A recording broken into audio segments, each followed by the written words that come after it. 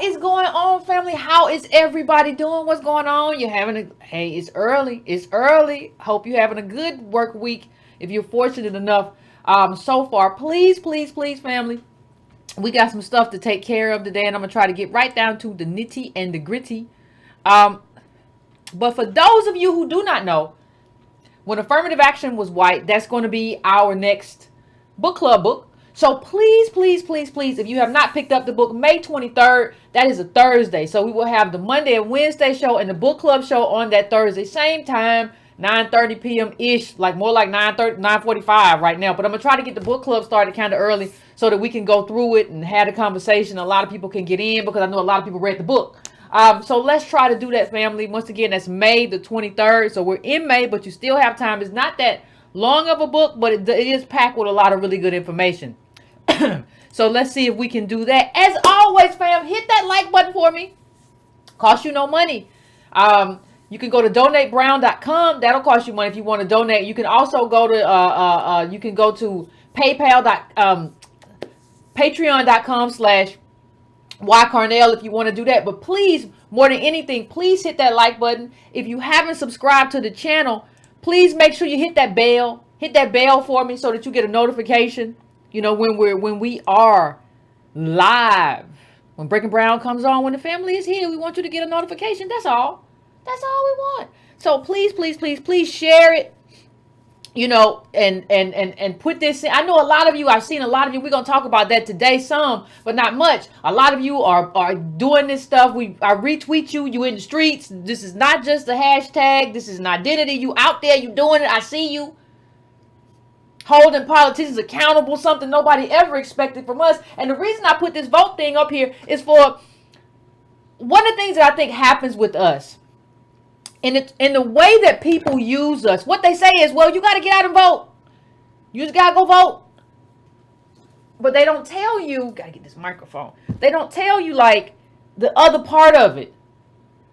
They don't tell you like about the pregame show. And I'm not talking about just donating to a candidate. You got to give money. I'm talking about like how you hold that candidate accountable. I'm talking about as much as what we've been seeing in terms of when you out there and you see the candidate, how do you know what question to ask? How do you know how to engage? What kind of stuff do you get mad at? What kind of stuff don't you get upset with? And I bring it up because of this article, partly at least because of this article right here. This article, if you all want to pull it up while you're here, this article, African Americans say presidential candidates are missing basic connections. Presidential candidates are missing basic connections. Now, already I have a problem with the title. And because I don't want you to be connected to me in that way. I don't care about your basic connections, whether you understand my culture or you know, because our culture really is American culture. It's not we've been here long as anybody. I mean, 400 years. Like if you don't know it, that means you don't want to know it. But let me just say this before anybody perceives me as any way attacking these people in the article. I'm not, because let me just say this. I too am a Southerner. I too understand disrespect. I understand what it's like to be disrespected. I understand people who don't come in and understand those values that we move. We're a hospitable people, especially Southern ADOS people. We're a hospitable people, but we like to be thanked. We like to be acknowledged. We don't like to be mistreated. We don't like to be taken for granted, especially by politicians and bigwigs. I get that. There's nothing wrong with that. And I salute everybody in this article because you all are there and you're politically engaged in politics in a way that a lot of people are not. So for that alone, salute. But we have to be willing to look at ourselves in terms of who we are and what we do with a critical eye. There's no other way to do it. We have to be willing to criticize ourselves because there's some things that I see happening right now that have happened before. I see some things repeating themselves. And when I see that, I don't have a choice but to kind of call it out. That's the only choice that I have. I'm not left with an alternative choice. So what I want to say is this. what I want to say is this as we go forward. I just want to make one thing clear. I just wanted to make that clear because everybody always say, well, Yvette, you just hating and you don't like anything. No, I like these people. But I think there are some mistakes being made. Now, let me just show you some of the criticisms as we go forward. And this one is about Bernie Sanders. It was a big day for Senator Bernie Sanders in South Carolina's Legislative Black Caucus. So Brenda Lee Price carted her family's china to Mount Moriah Baptist Church early. They donned an apron to make sure the chicken salad, croissants, and pound cake were wrapped up to par, and other details were perfect. So they did a lot of work. Senator Sanders coming in and did a lot of work, and this is money too. This ain't just work, this money. Got cake and chicken salad and stuff. That's money. That ain't nothing to be sneezed at. Croissants, trying to make sure you happy. I was surprised that his staff didn't have him go back there, or that he didn't do it on his own, said Price, a former state legislator. Later, they just need some manners. We're Southerners. We're going to serve you something nice. We're going to be pleasant. But you gotta believe, but you better believe there's power in that kitchen. There is power in that kitchen.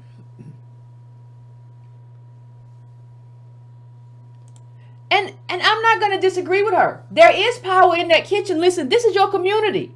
This is my family. This is my Southern family. The people live around. This person that I'm talking about reminds me of my mama, my aunts, all the people who do that kind of thing to make sure you're happy. Are you hungry? The people who won't eat because they know everybody else got to eat. She'll let Sanders eat before she eat because she knows, like, this is what we're trying to do. We like our politicians to come here and we want to make a good impression. We're going to make sure you're comfortable because that's who we are. That's the kind of values that we have. One of the things that I want to say, though, we need to start acknowledging that our values aren't everybody else's values. And one of the things that we don't understand about these people and these politicians is that we don't have the same values. A lot of them don't have a value system at all.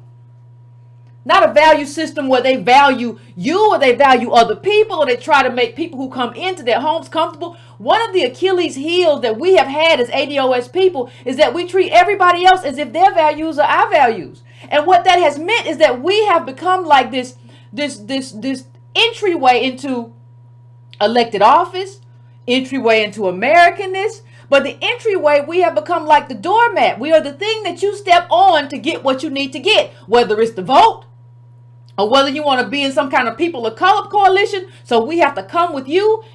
No matter what it is, we extend our values to everyone. And I understand that that's important, but one of the things that we have to begin to understand is that they don't share our values. These are politicians. And let me tell you something. Politicians are liars, prostitutes, and actors. For the most part. I'm not saying everybody. And so if you're asking a politician, listen, I need you to do more of this. I need you to be more personable. I need you to be nicer. I need you to make a connection with me. What you're telling that politician who is already a con man or a con woman is, I need you to be a better con with me. You're already an actor. I need you to be a better actor when you're with me. I know you already lie, but I need you to tell a better lie when you're with me. See, that's not what you want. What you want is when you see him do that, or when you see this other person or this other person do that, or politician do that. No. Don't ask for anything. Don't say you're missing basic connections so that they can lie better. Just make a mental note and keep it moving. Just make a note about who that person is, because it gets worse. It gets worse. And see, the thing is, I think we're misunderstanding what we're seeing. I don't want them to have that kind of basic connection because it doesn't really translate into anything. So here's what somebody says. Let's go into another part of the article. Here's another quote. This person says, they're also taking note of, well, this is a quote from the article, not necessarily a direct quote except for Price at the end. They're also taking note of social of social miscues and ignored niceties that, as Price said in an interview, show you're coming to the black community just because you have to. Well, all of these people are coming. All of these people are coming just because they have to. Let's make no mistake about why they're coming. They're not coming because they really want our vote or necessarily because they really like our communities or they think we're important. They're coming because South Carolina is something that they need to win, want to win. It's early and they want to have bona fides in the black community because they know ADOS votes are votes that they need to win. Nobody's coming because they like us. And I'm fine with that. I'm fine with that. Because I have lived in a space for a very long time where there are a lot of people, when we talk about politicians, who have kind of pretended that they like us and they never liked us anyway. So even if you're honest or you make a miscue and I know that you don't like me, that's fine. That's what page I know I'm on. So I'm going to get out of the like me bag and I'm going to get into my policy agenda bag. That's the bag I want to be in anyway. I don't care whether you like me. We probably will never talk again. I need to know whether or not you are going to enact the agenda that I have in place that I want for my specific group of people. That's all I need to know. I am not at all concerned. I am not at all concerned about what you like. Even when I was working on the Hill, I didn't see politicians that were like, well, I really just I gotta do this for the people. No, it was all politics. It wasn't really personalized in that way. It was about lobbyists and it was about who applied pressure. So even if you tell them like, oh, we got 100 calls just in 1 hour about this thing. Well, what's going on? What's the problem? Well, we got to figure this out. That might be a firestorm. It's about pressure. And it's about money. And it's too much about money, but it's not about who you like. Nobody remembers you from the barbecue. Nobody remembers you from the fish fry. Nobody remembers you, no politician that you ate black-eyed peas with, and they talked about how wonderful you was and how they grandpappy knew some Negroes down south. Nobody remembers that, and it's probably a lie anyway. It's probably a lie anyway. And I want to say something else as we go down this road of talking about politicians as actors and actresses extraordinaire. As we go down this road, I want to show, a lot of people have kind of gotten on me, Yvette, why are you so down on boomers and blah, blah, blah, blah, and all this stuff. And I'm not, but I think you all have kind of kept this around as a holdover in politics. And I don't think it works anymore. And let me just show you this quote. Biden remains popular with many black voters, while some have expressed reservations about Buttigieg. But the visits are an important moment for both. I don't understand. I understand having reservations about both of these people. But see, I don't understand why people love Biden with the except for he's running on what? He's running on his time with President Clinton. President Obama. He's running as an extension of Obama. He's running, like I said last time, because Obama blessed him, basically made him the VP. He was supposed to be next up, but he stood aside for Hillary. That's what we're faced with right now. So I don't understand why he is a favorite. See, let me just say something, people. Let me just make sure we understand something. I don't know if we're clear. When we talk about what has to happen and what has to stop, I don't know if we're clear. I'm clear. One of the things that has to stop, one of the things that we can't see anymore, one of the things that we have to be done with, and put a peg in this, we can't do coattail politics no more. The whole political thing where I like you because I liked Obama. No, you don't get coattails. I owe you nothing. I owe you nothing. Politics is an exchange, and I owe you nothing, Biden.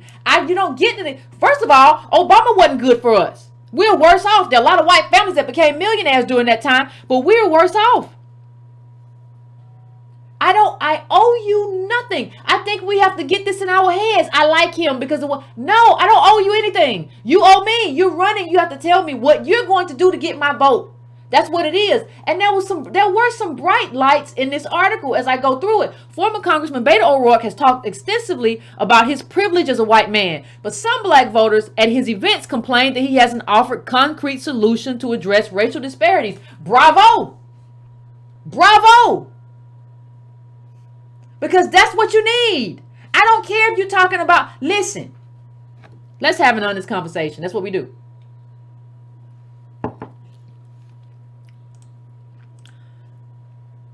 Beto done married money and did all that stuff.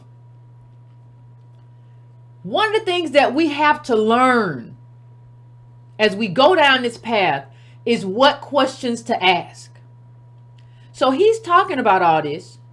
So first of all, you never ask a question that you don't already know the answer to. Don't ask no politician no open-ended question where you don't know what the answer should be. Because if you know what the answer should be, that gives you the leverage to challenge him once he gives you the wrong answer. Because you don't want to know where a politician stands. You just want to know that the politician stands where you stand. I don't care where you stand. You don't know anything about race or ADOS life. I'm asking you this question to see. I already know where I stand. I'm just asking you the question to see if you and me are on the same page. Or better yet, if you're on my page. I'm not going to ask any question like that. Like, what are you going to do for Black America? That's too open-ended. And there's no wrong answer to that. I'm going to ask you a question where there's a very clear wrong and right answer because I already know it. So if I'm asking Beto, I'm going to say, well, in terms of your privilege and your marriage and everything, you're going to inherit a lot of wealth. You already have. Your kids will. In terms of ADOS life, because we're slaves and we have an accrued disadvantage from slavery and Jim Crow on, we're going to inherit a lot of poverty. That poverty is expressed in the racial wealth gap. What are your specific plans to close the racial wealth gap? Because that can only be closed with reparations. Is that your plan? Okay, if you're not in favor of reparations, what is your alternative plan, specific plan, to close the racial wealth gap? Give me an option, because I've never heard one. I'd be willing to listen. What is it? What is going to be your fix so that we can be like your position? You sit on Easy Street. You failed in Texas and you still run for president. That's white privilege. How are you going to give me that? What's your plan for giving me your life? I need to know. What is the plan? I don't know what the plan is. I need it concrete. And then we have this right here. So we have Sanders' campaign. You remember Sanders? He didn't thank the kitchen because they cooked the chicken salad. And you're supposed to thank the chicken. I mean the chicken, not the chicken himself, but I mean you're supposed to thank the people who cooked the chicken. They prepared you a meal. You're supposed to do that. So I totally understand that. So the question then becomes, who apologizes, right? So it says Sanders campaign aides say any slight was inadvertent. He didn't eat anything at the event, they said, so he was unaware people had worked hard on a meal and he spoke to as many people as he could. But for anyone in Price's network who asked for her opinion of Sanders, she says it's sour. She has a sour impression. Now that's understandable.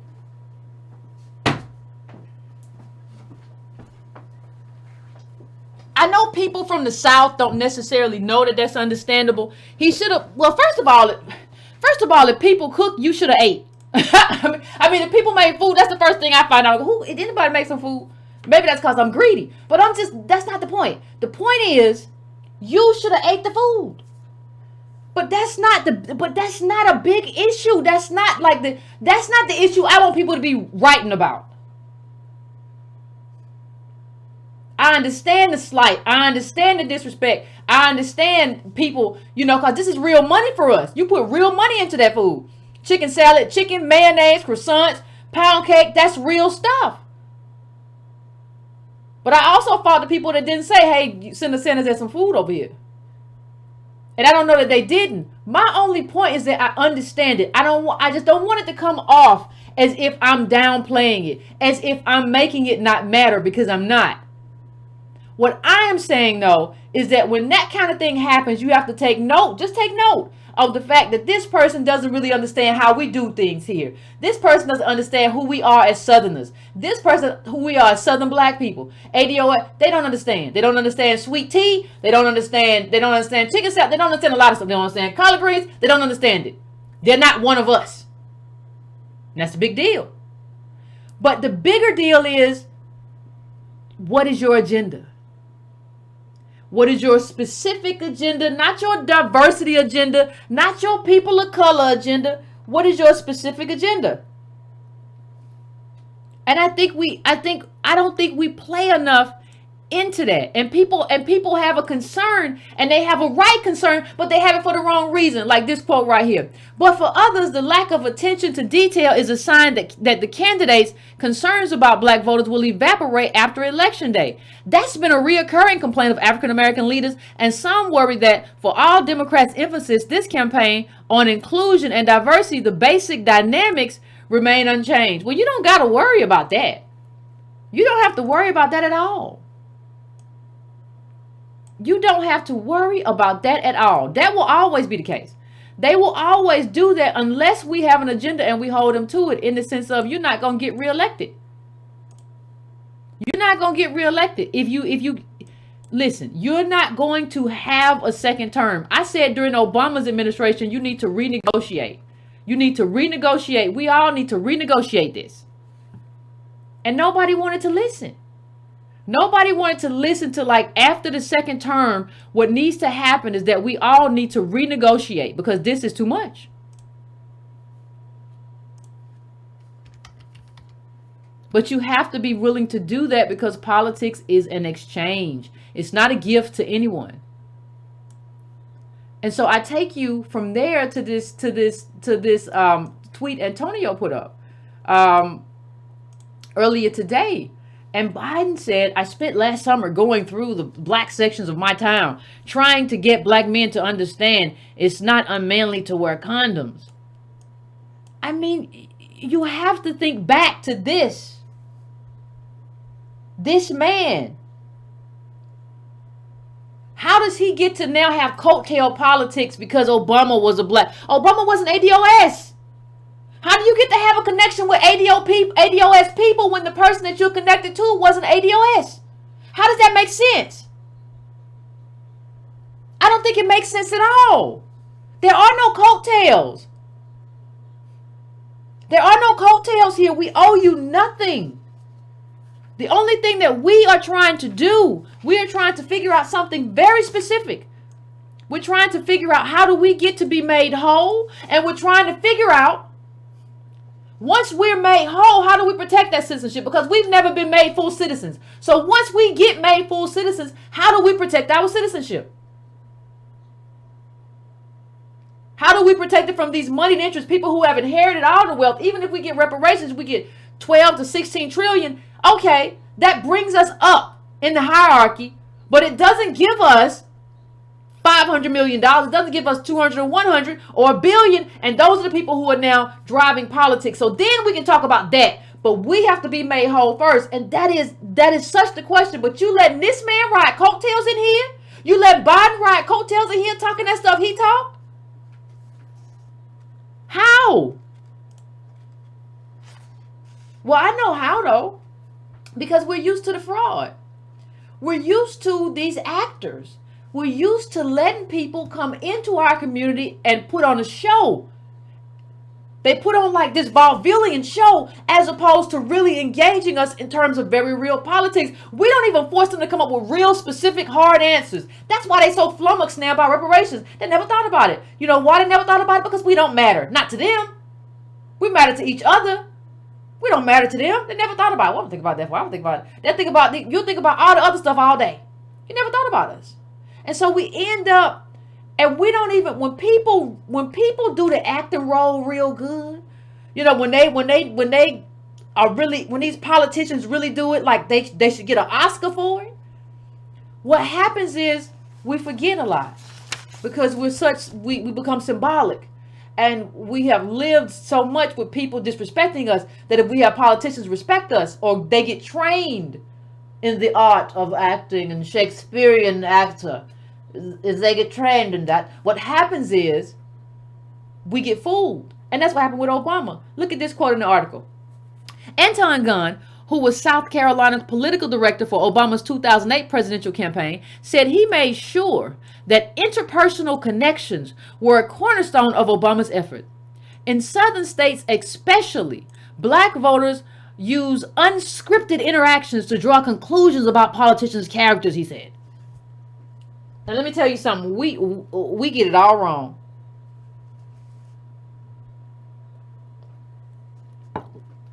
We get it all wrong. We trying to unscripted interactions. Unscripted. That don't tell you nothing about nobody's character. That tells you that one person is a better actor than somebody else. Bill Clinton, you had your boy. They call him Slick Willy for a reason. They call him Slick Willy for a reason. So he went on Arsenio Hall and played the saxophone, and he was around a bunch of other people played the saxophone, and they were black, and he had rhythm, and blah, blah, blah, and he was culturally, he sent the cultural cues to kind of show that he was one of us, so he was at least down for the cause, and everybody said, oh, he the first black president, and he just, those cues are trash. Those cues that people do and make up, that you make them think they're good people. We have older people who have just been fooled, because that used to be the thing. Now these people know how to act. Acting is a part of their training. That doesn't mean anything. It doesn't mean they're one of us, or they want to be like us, or they want the best for us, because they're good actors. They are extraordinaire. These people are acting. It doesn't mean anything, nothing good.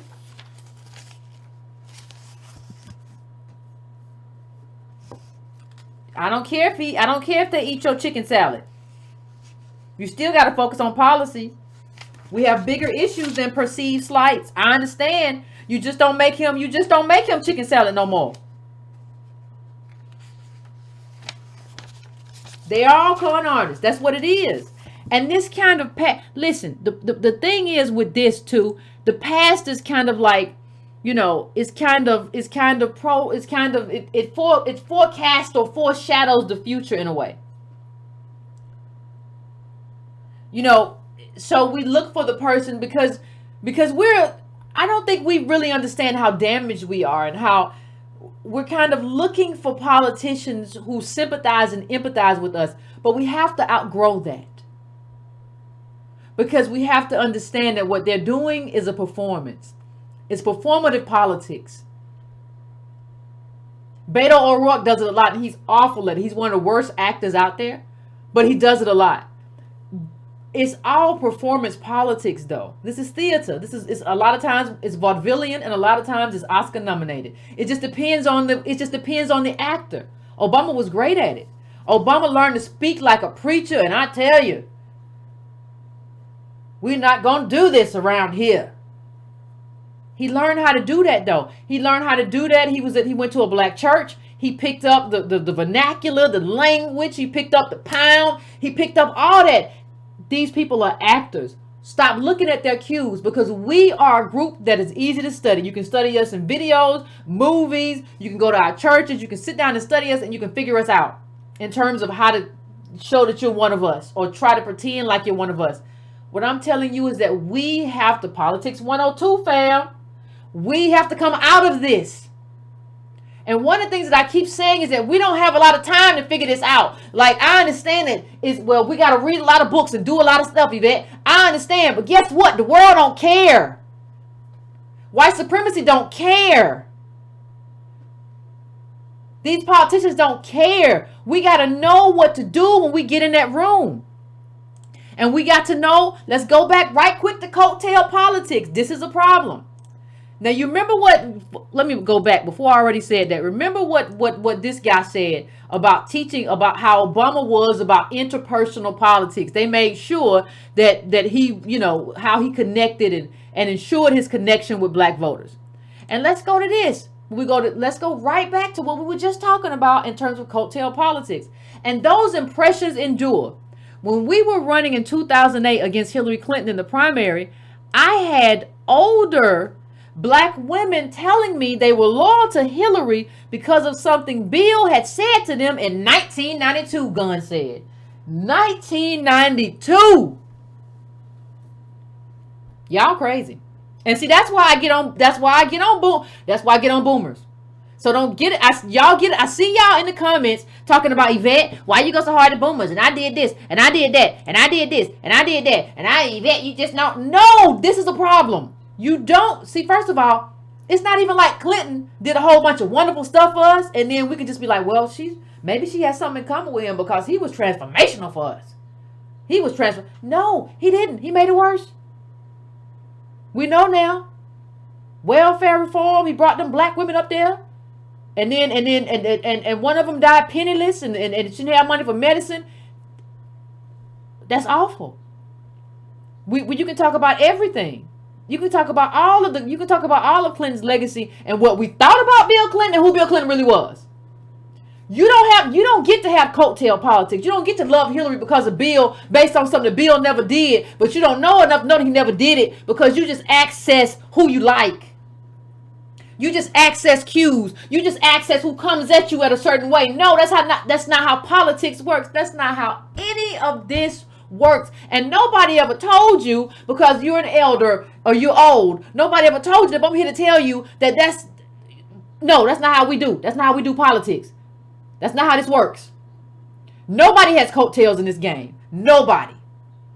This is all about part of it is about what you've done for me lately, but the other part is about what are you going to do for me tomorrow? Let me tell you something. I said I definitely could understand the sentiment if Bill Clinton had been a transformational president for ADOS. But what I will also tell you, family, is that I don't know if I would care very much. Because the problem is, I owe you nothing. And you are a different person. And you have to come with your own agenda. Part of my problem with Hillary Clinton is that she was riding on her husband's coattails. And that was the opposite of she was like, I'm a feminist and whatever. No, if you're a feminist, you build your own stuff. What you going to do? Don't talk about the Clinton administration. First lady, you tell me what you were going to do. And I didn't see very much there.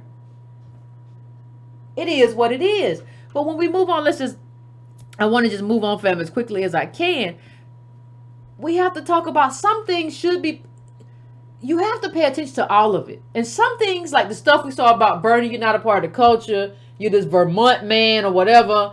And yeah, know that about him. Next time, serve him saltines. But the second part about it is there are other things that really will show you that a campaign is elite. This stuck out to me. This part stuck out to me. On another occasion, a local Democratic Party volunteer dropped off a group of staffers for one of the presidential candidates at a lunch prepared by a personal chef following a slate of campaign events. Instead of allowing the volunteer to partake in the high-class meal, she was directed to a nearby fast food restaurant. Now, I'm going to tell you something.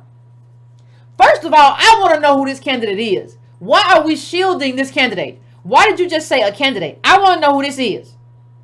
And I guarantee you the volunteer who was told to go to Crystal's or Church's Chicken or Popeyes or Burger King or McDonald's was ADOS. I guarantee it. Because that's how we've been cast as a bottom cast. That's what a bottom cast get to do. Oh, no. You're not coming in here. No. I really do believe that there is actually a Crystal's about 3 miles up the road. If it's not that, it might be a Mickey D's. It might be a Taco Bell. But get to stepping. Because these are still elite people who don't value our contribution. And on some level, regardless of what they say, we have to know that. And we have to know that politicians respond to pressure and not applause. And we have to apply pressure and stop applauding when they sort of signal these little cultural cues. So what would have been better if I understand that it's disrespect, and I understand that, you could have done something else with that food. I get that. But in terms of politics, he wouldn't have been a better candidate if he'd eaten the chicken salad. If you ate the chicken salad and the croissant and said and the pound cake, which I'm sure was delicious. As a woman from the South, I have eaten much Southern cooking, and I'm sure it was delicious. If he had done that, though, he wouldn't have been a better candidate. He still would have been opposed to reparations. He still would have been the guy on the Breakfast Club, or wherever he was, or on The View, talking about the payment. I don't understand. I don't know what you mean. What you do? The payment? Do you want to do a bunch of money? Do you want some money? I don't know how that works. He would still be the person acting like he don't even know what black people came from. I don't know. We don't have them every month. I mean, we have something that work for us, but not in no real way. You know, we don't do that too much. We don't do the Negroes. Vermont is a very white place. He still would have been the same politician. What I'm saying is, don't let how politicians interact with you personally affect what you believe about them politically or their political agendas. They're not the same. These people are actors. And we have to be most concerned about gaining full citizenship. First of all, gaining full citizenship, and second of all, protecting that citizenship. Let me just tell you something. One of the things that always kinds of, I don't know what the best way to do it. Sometimes one of the things that I say, and one of the tools that I use, sometimes I'll go back to an old book because I really want to see how people failed. So, and what they were thinking, what put them in a position to fail. So I went back to an old book that was about Bill Clinton. And that's kind of what triggered me in a way when I read this article, because I said, you know, on some level, it seems to me that we're making some of the same mistakes. So this is the book that I went to. Bill Clinton and Black America by Dwayne Wickham. And I actually don't bother buying it. But it's not that great of a book, but it does give you kind of a clue in terms of like, gosh, like we've been really, really off in terms of our politics and in terms of how we hold people accountable. So I'm just going to go to this book just a little bit, and I want to read to you. I'm just not a lot, fam. We're not going to be here a lot, but I just want to give you a sense of how the people who were supposed to kind of get us in a certain space, like the leaders in our communities, in media, the leaders in politics, you know, our entertainers, how they view Clinton after the fact, and how much of it kind of fits into what we just saw. So let me just go through it. Now, the first one I want to talk about is Tom Joyner, right? Because what this book does, they have these little essays from all of these ADOS or black people who were around during the Clinton era, and they write like this little one-page love note to Bill Clinton, and this to read it after the fact is something. So here's Tom Joyner. This is the part that kind of really got me. There are a couple of parts. He said, I watched on CNN as President Clinton spoke to his new neighbors in Harlem on the day thousands of people turned out to welcome him at the opening of his office there. That was something no other president ever contemplated. Now, check this part out, though. And this is why being ADOS is so important. And this is Tom Joyner. And he's talking about Bill Clinton again. When he traveled to South Africa with a group of media that included Tavis Smiley and me, he publicly called Africa the cradle of civilization, and he apologized for slavery.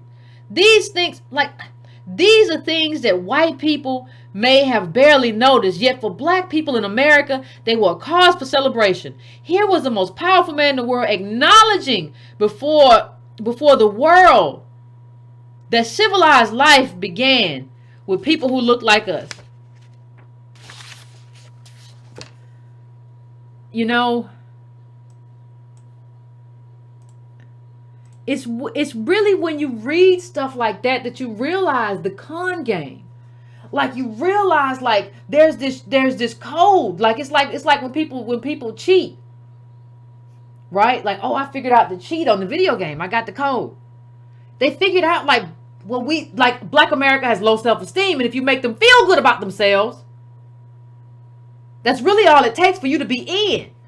You're in there if you just make them feel good. So you can have Biden, who said what he said about black men. And what he said about, you know, what he talks about Obama's his my buddy, and he tries to latch on to that. And you have You can have that and there's no consequence. And you can have him saying, you remember, do y'all remember, like, you remember how, when we talk about Biden, how he always uses scare tactics, right? So, this is what he said way back when, during, I think it was Obama's re-election or election, whichever one it was. It was in 2012, so it was Obama re-elect. Biden tells African-American audience, GOP ticket will have you back in chains. So you use, instead of using an agenda, you're scaring me. You're scaring me. That's your aim. But Obama does what Tom Joyner said, right? He, you know, the same thing Clinton did and Obama did, just make you feel, you know, make you feel loved. So there's no agenda. Like, the main part of the ticket makes us feel loved, and you make us feel wanted, and you make us feel appreciated. And then you say, them other people, they want to string you from a tree right now. And we're the only ones that going to save you. And in case you thought that something had changed, Biden is still on that. Biden, Trump, Republican allowing Jim Crow to return. They're going to put you in chains and bring Jim Crow back. You got Jim Crow sneaking back in, he said, referring to the era before the civil rights movement. You know what happens when you have equal right to vote. They lose. Well, let me tell you something. I'm a citizen in this country, and my voting rights are important. And Democrats and Republicans should be fighting for them, but Republicans are trying to gut my voting rights, and Democrats are saying that we're going to protect your rights. That's great. That should happen, but it's not enough. And you got to stop scaring me, talking about I'm going to be in Jim Crow and back in chains. That is not an agenda. Scaring me is not an agenda. Trying to emotionally endear yourself to me is not an agenda. That's not a black agenda. So, as we go on with this book, just, you know, I don't even know why this man, they brought actors, they brought everybody in. So they brought in Tim Reed. Same thing. We having a conversation.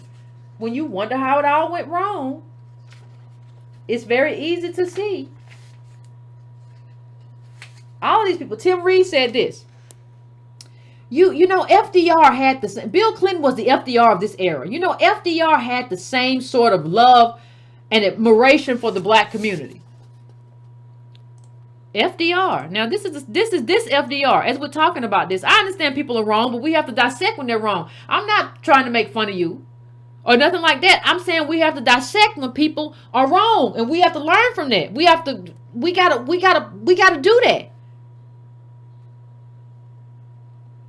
Well, and we go back to him, and he's talking. Well, Clinton's got that thing. That's why I say he is big and lovable.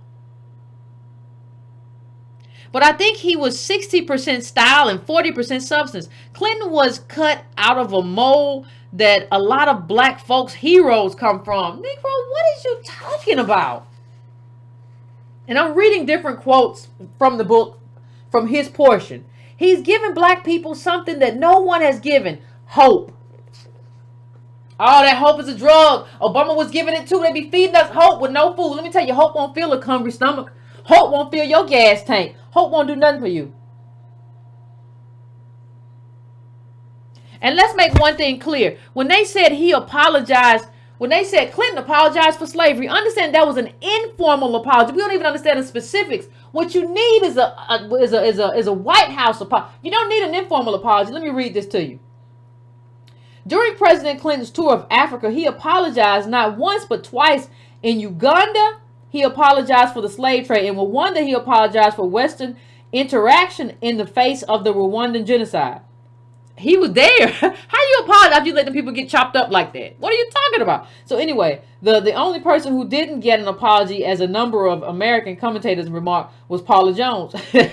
But anyway, back at home, Clinton was attacked by the right for groveling and pandering during his African tour. It was certainly odd that Clinton chose Uganda for his statement rather than Senegal, where he went a week later, making a special visit to the 18th century slave depot. On Gore Island, on Gore, he could have taken a look at a museum of slavery, an exemplary exhibit that pulls no punches on the participation of Arabs and Africans in the slave trade. What? Arabs and Africans were in the slave trade? As well as the British, Dutch, the French, and half a dozen European nations. Everybody was getting us gone. Clearly, to demand a simultaneous apology from the governments of all countries whose present-day citizens may have had ancestors involved in the slave trade is impractical. If an apology is desirable, there is nothing wrong with one successive government leading the way. This was a game. Like, this didn't mean anything. He didn't put in place like something that would lead to reparations. He didn't approve like a reparations study. This was a game. Like, what you have to realize is that everybody's been playing with us. Everybody has been like playing this game with us. And like, we have to at some point get fed up with it. And I'm talking about on a mass scale, not just like one of us, two of us, or just the Breaking Brown family. All of y'all. I see people online and all these GoFundMes. How you doing a GoFundMe and no politics?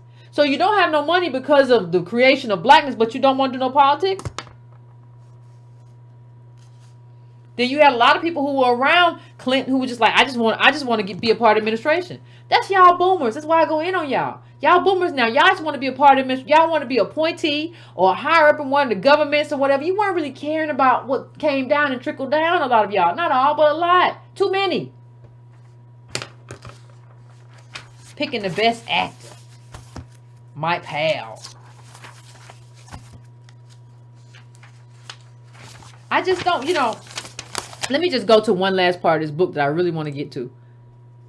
Donna Brazile had a little part in this book. She had a little cameo. And I just want to read a little bit from her little cameo.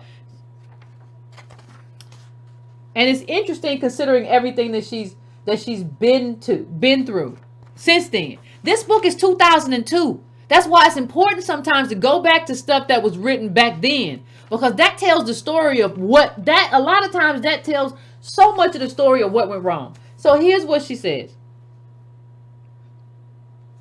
She's talking about how black people who were with Clinton, she says they were with him on the death penalty. They were with him on welfare reform. They were with him on taking a tough line on crime. Donna. Like, even with that, you got to understand, I hold the Congressional Black Caucus accountable for a lot. But even then, Clinton made promises that like he was going to do some other stuff afterward to help that wouldn't be that. Then you had a lot of people. See, what happened is they created this function. Let me just say this before I go on to her other points. The government created this function in our community. So you had a lot of people, and you can read the book Silent Majority, but you had a lot of black people who were social workers, teachers who were moving up the ladder. And they were faced with heroin addicts and people breaking into their cars, doing all kind of stuff. And the only solution that was offered was, we can lock them up. Not like we're going to fix this for the majority. No, we're just going to fix this for the college educated and the little boule. But we understand that you're bothered by this dysfunction that we've created with this accrued disadvantage. We can lock them up. But that's about it. I don't know what else you want. That's not a bargain. And I think that's not a real option. But a lot of times that's the option that's put before you. That like it's this false answer. It's just like this. That's all you got. We're going to give you two choices. There are a lot of choices out there. But we're going to give you two. What you want? Well, lock them up. So I want to say that. But I want to go to one specific part of what Donna Brazile said. She said he comes out higher than Jesse Jackson and Colin Powell. He understands black people, all the black people. And she says, but there's one part that I really like. She's talking about a point where she's with Clinton and the food is out, and she talks about Bill Clinton in terms of his choices. And she says, the food was served buffet style. When time came to eat, the president, rather than have someone serve him, stood in line with everyone else. I'll never forget it. He was standing right behind Shaka Khan. talking to her and the other people around him. When he got to the front of the line, the first food he went to was the black-eyed peas and the smothered pork chops. Donna Brazile, if you don't go somewhere and sit your butt down.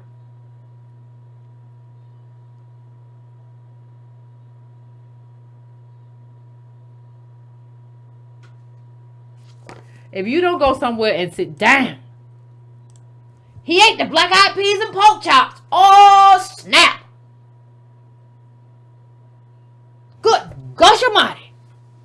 Have we never had a president eat the black-eyed peas and the pork chop? Well, I'm going to tell you something right now. A lot of southern white people eat black-eyed peas and pork chop. But that's notwithstanding. He's from Arkansas. Do you understand that, like, do you even understand that, like, black maids have cooked for, like, how many of these people? Like, of course, not him. I know Clinton didn't grow up rich. He grew up poor. But I'm just saying, like, the idea that, like, and they know Clinton knew exactly what he was doing. He knew that he was being watched. This has all been a game. And we have to stop being game. So, because something big is happening. And I don't have another way to say it. Other than, I'm going to bring up something in a second about who is running America right now. But what I want to say is this, and I brought this up initially, but we have to begin to understand how to engage these politicians. And not just engage that not just like demand that they be better actors. That's not good enough.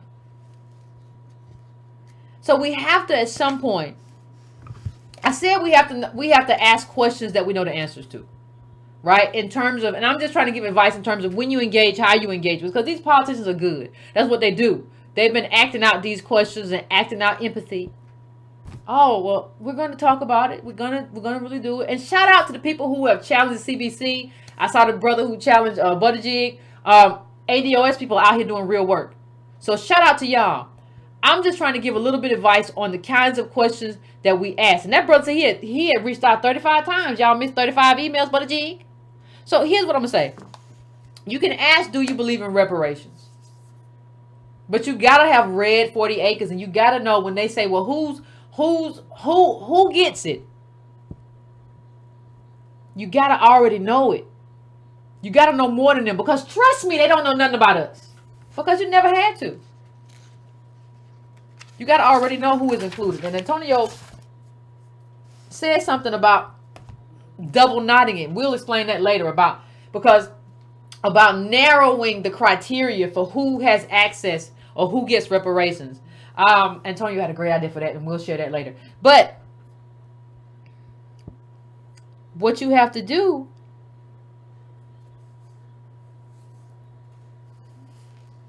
what you have to understand is that you can't talk about race through this racelessness. So if somebody says, well, if you ask the question about reparations, somebody says, well, I have a plan to diversify. No. That's no. I'm not talking about people of color, because these have been race-specific policies against ADOS for the most part, overwhelmingly, 400 years, consistent, unrelenting.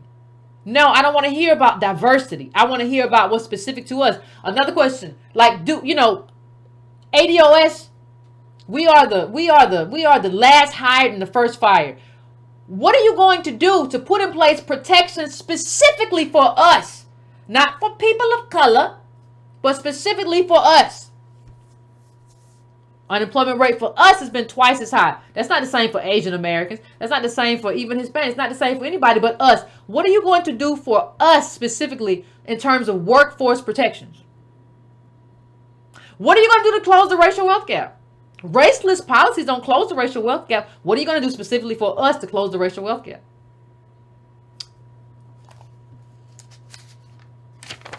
I'm just asking.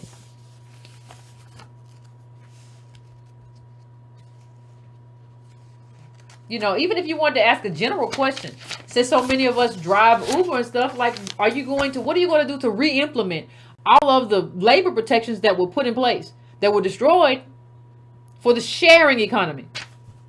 If you even want to ask something general, I don't go to that first, because I'm a race person. I'm an ADOS person. That's my focus. But I'm just saying you have to ask questions that you know the answer to. Don't ask no open-ended question about black people. Everybody's ready for the black people answer. Ask a specific question. You gotta make these people do the work. You got to make them do their work and make them do their homework. They're used to being lazy with us. They're used to not caring with us. And that's what you have to change. Ask them, like, are you in favor of increasing black people, ADOS people? We cannot get loans for businesses because we're not capitalized. We inherit poverty, whereas you, Beta O'Rourke, and all the rest of y'all inherit actual money, actual wealth. So are you in favor of increasing the number of SBA loans to black business? I think it was 1% under Obama and like 3% under George W. Bush. Are you in favor of mandating that be 15% for ADOS? Why not? Because we know that the capital that we don't have is tied to slavery and accrued disadvantage. Why not? Are you in favor of that? These are the questions that you ask because you already know the answer. You know it's necessary. So ask the question and get them on the record.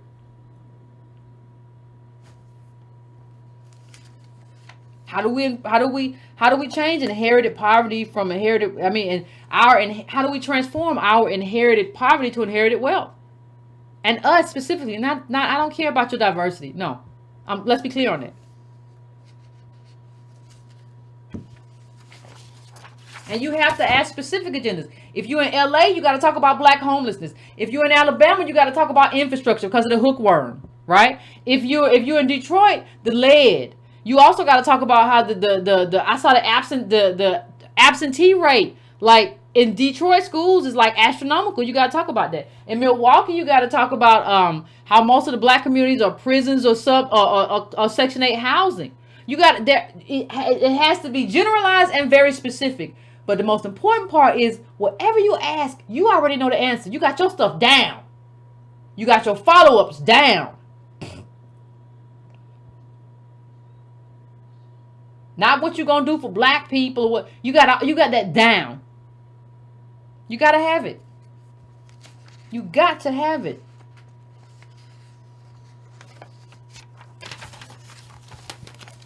And this is the last thing that I'll say before we're almost at the 1 hour mark. Listen, we're in a process where we're holding people accountable. And from everything that I've seen, we're doing a good job. It's not going to be perfect. That's not it. We're not necessarily accustomed to doing this. It comes with practice. I have had some of you reach out to me and you tried to do something and it didn't work the way you thought. Like maybe the person started hitting you with books. Don't get caught up in that. These people are just regurgitators. They're usually morons. Or, they brought up a fact or something that maybe caught you off guard. What I will say is that don't fixate on that. Don't fixate on that, whatever that thing that you perceived a fail was. It's not a fail, it's practice. You get better as you go. Don't get caught up on that. Don't fixate on that. Just don't make that same mistake again. Like if somebody caught you with some information or if somebody hit you in a way they came left and you didn't, I didn't even think about that's gonna come with it. You just got to think about that and think about what that answer should have been and do your research and come back to it. But don't fixate on that. This is all part of the process. It's all part of the process. Do not fixate on something that you got wrong. It's okay. It's all right. Or something you feel like you didn't say as good as you should. Some of you, I tried to say, it's all right. You get better. Everybody gets better. Everybody fumbles. Everybody can't do stuff when they start. I talk in front of the camera to y'all by myself for an hour. Like, no, everybody can't. I've been doing this, though, for a long time. I've been doing this about 10 years. When I started out, I was talking like 8 minutes in front of the camera. Like, that's just, everything is a process. Like, don't be hard on yourself going through this process. Understand that the whole thing is the process. That's what it is. And you get better as you go. That's it. So we're at the 1 hour mark, fam. I am going to go to break for a little while I set up the phones as usual. And I will be back and we will have the conversation.